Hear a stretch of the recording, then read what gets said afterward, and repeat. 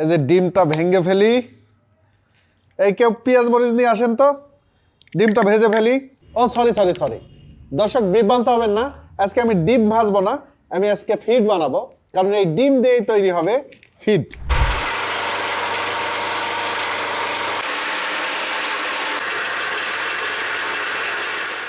আপনাদের যাদের খামার আছে, ফিড কিনতে কিনতে লস করতে করতে একদম ক্লান্ত, সোর্স অফ অ্যাগ্রের এই জাদুকরি ফিড মেশিন দিয়ে এত সহজে এত সাশ্রয়ে যে ফিড বানানো যায় তা আপনি নিজে না দেখলে বুঝবেন না।